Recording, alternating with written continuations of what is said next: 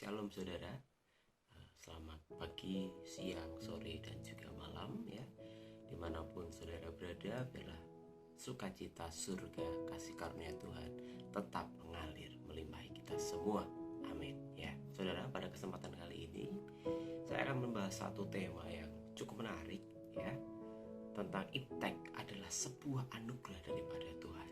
Ya, kalau kita lihat di sekeliling kita, di sekitar kita, ya, dimanapun itu kita berada di zaman sekarang ini, apa-apa pasti sudah berupa teknologi-teknologi yang sangat modern, saudara. Ya, dari yang kita genggam sehari-hari, HP, laptop, bahkan banyak lagi teknologi-teknologi yang sangat modern yang mungkin belum kita ketahui. Semakin bertambah zaman, teknologi itu semakin canggih, saudara. Nah, lalu bagaimana respon orang Kristen ya? Respon kita menanggapi tentang perkembangan ilmu pengetahuan tersebut. Ini pengalaman saya pribadi, saudara, bahwa banyak sekali dari antara kita mungkin yang umat Kristen gitu menolak tentang adanya iptek ya. Banyak yang bukan secara gamblang menolak, tetapi menganggap bahwa ilmu pengetahuan dan teknologi itu tidak penting ya. Bahkan media sosial itu tidak penting ya. Dunia digital itu tidak penting. Teknologi yang canggih zaman sekarang itu tidak penting gitu. Sedangkan saudara, jika kita melihat lebih jauh kembali bahwa setiap saat, mungkin setiap hari Minggu bagi saudara yang gerejanya di kota ya, bukan cuma di kota tetapi yang di desa juga pada zaman sekarang sudah canggih, saudara ya. Dulu kita pakai UHP, sekarang kita pakai proyektor ya, pakai laptop, dan itu bisa menampilkan segala hal, dan itu mempermudah kita untuk memuji dan menyembah Tuhan. Kita menggunakan alat musik, bagian recorder juga sangat bagus sekali sekarang. Kita bisa merekam dengan menggunakan laptop. Banyak, saudara. Namun memang tidak sedikit juga orang-orang yang menolak. Artinya mereka yang menganggap bahwa ilmu pengetahuan tidak penting untuk masuk ke dalam ranah gereja, ranah ibadah. Kenapa? Karena mereka menganggap bahwa kita tidak butuh itu. Mereka menganggap bahwa yang kita butuhkan hanya yang berupa surgawi, begitu. Tapi jika saudara tahu ya, bahkan Keluaran 36 ayat 1 saya akan bacakan. Beginilah firman Tuhan, demikianlah harus bekerja Bezalel dan Aholiab dan setiap orang yang ahli yang telah dikaruniai Tuhan keahlian dan pengertian, sehingga ia tahu melakukan segala macam pekerjaan untuk mendirikan tempat kudus, tepat seperti yang diperintahkan Tuhan. Saudara, saya akan garis bawahi ya, di kata setiap orang yang ahli yang telah dikaruniai Tuhan keahlian dan pengertian, itu harus bekerja, saudara. Tahukah saudara bahwa kita diciptakan Tuhan dengan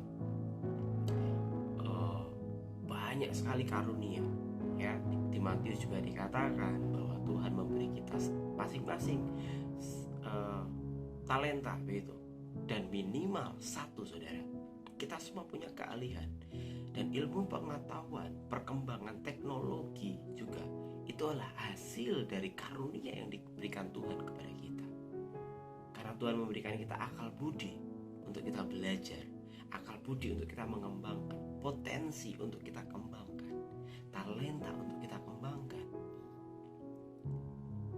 Namun saudara, memang pada kenyataannya meskipun sekarang zamannya serba canggih, tidak jarang juga yang menggunakan itu sebagai untuk hal-hal kejahatan. Artinya menggunakan teknologi dengan tidak bijak, saudara ya. Tapi saya mau katakan di sini bahwa yang terpenting adalah ketika Tuhan memberikan karunia kepada kita, Tuhan memberikan kasih-Nya kepada kita, dan Dia mengaruniai, memberikan kita talenta untuk kita kembangkan, bakat untuk kita kembangkan, dan segala sesuatu di dunia ini untuk kita kembangkan, termasuk teknologi. Hanya satu tujuannya, untuk menjadi kemuliaan bagi nama menurut saya tidak ada kata terlambat untuk kita, siapapun, berapapun usia kita, dimanapun kita berada, di gereja manapun, untuk kita bisa belajar tentang teknologi, saudara, terutama media sosial. Karena saya sering alami, zaman sekarang semuanya serba digital, tapi banyak sekali dari antara kita yang masih gaptek, ya, dalam tanda kutip. Kita belum bisa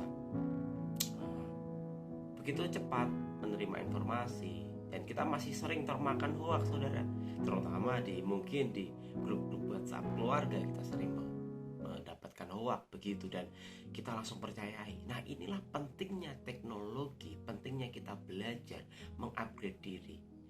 Nah, ini harusnya menjadi tugas pelayan gereja, gembala, atau mungkin anggota gereja untuk saling mengingatkan bahwa kita harus berhati-hati di zaman yang serba modern ini, saudara. Makanya mari kita pergunakan apa yang diberikan Tuhan. Menurut saya, saudara, ya, juga Tuhan katakan bahwa kita diberikan akal budi, dan kita yang menciptakan teknologi juga manusia, dan manusia diberi kepandaian dari Tuhan.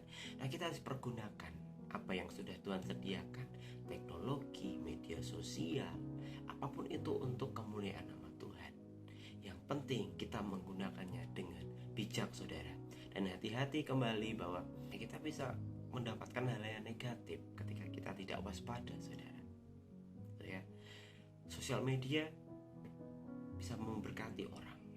Sosial media bisa membantu untuk kita melayani. Sosial media bisa memberkati banyak orang juga, menjadi kemuliaan bagi nama Tuhan. Nah, teknologi, ilmu pengetahuan bisa menjadi kemuliaan bagi nama Tuhan, bisa memberkati. Tapi di satu sisi lain, ketika manusia tidak menggunakan itu dengan bijak, maka teknologi itu akan menjadi dampak yang negatif bagi manusia, saudara. Nah, di pesan saya yang sangat singkat ini, saudara, saya harapkan bahwa kita semua tetap teguh berpegang pada Tuhan, dan apapun yang saat ini kita pegang, yang ada di dalam tangan kita ini, kita kerjakan, kita jadikan itu sebagai kemuliaan nama Tuhan, gitu, ya, termasuk teknologi, media sosial, apapun itu, ilmu pengetahuan, ya. Jadi jangan anti dengan teknologi, saudara, tetapi terima itu dengan penuh sukacita. Terima itu sebagai karunia daripada Tuhan, dan pergunakan itu untuk kemuliaan nama Tuhan Yesus.